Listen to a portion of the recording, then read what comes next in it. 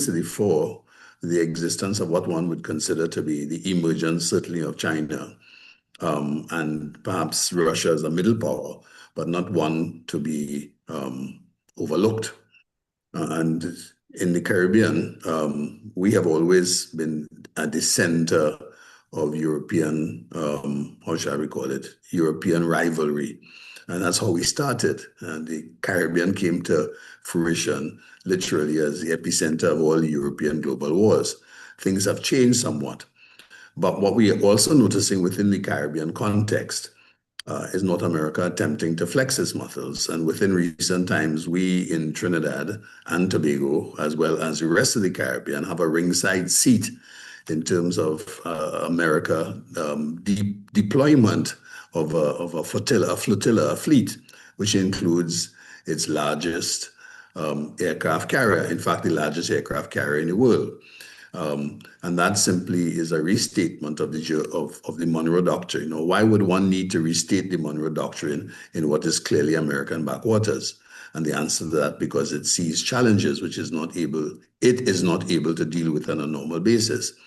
So that the evidence of multipolarity is in front of us, and has also begun to affect us in no uncertain way.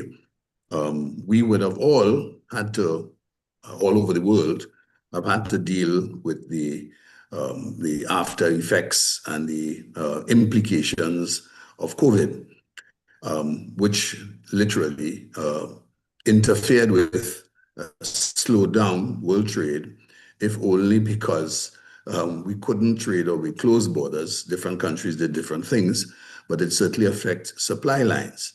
Now that has continued, and unfortunately, I think has been deepened by Mr. Trump and the existence of the tariffs, which is done, and also to the attempt to impose mercantilist policies. And by mercantilist policies, I mean threats to shipping, the requirement that if goods are traveled in certain ships, then the taxes will be higher, and so on and so forth, and also that ports will be closed.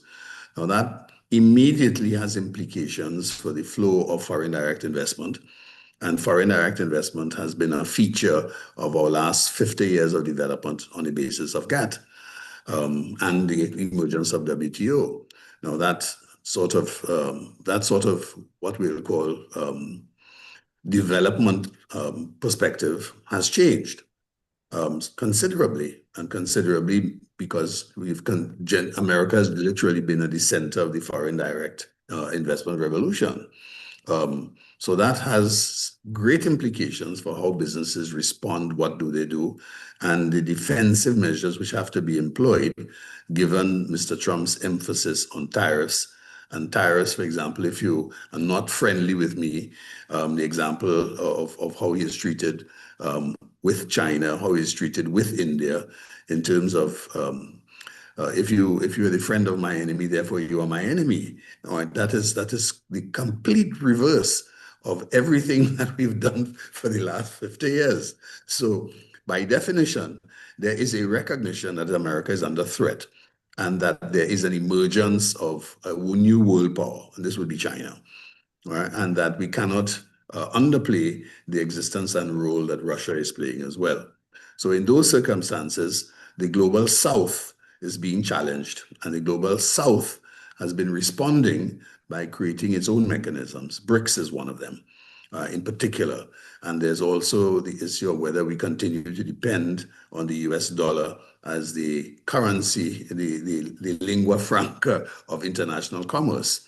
All right, so that is changing. Now, those changes are going to require changes in terms of how we do business, whom we do business, and what we do business with. The underlying factor as well, post-9 in the 911 world, and that is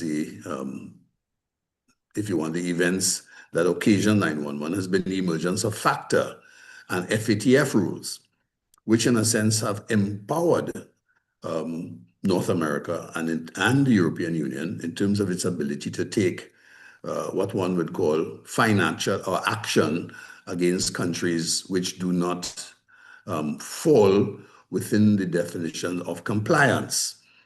Now, that has a whole other dimension, which creates additional uncertainties.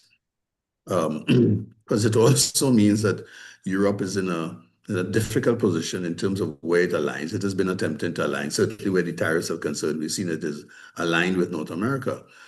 Generally, many countries have attempted to do so, but with a certain degree of pragmatism.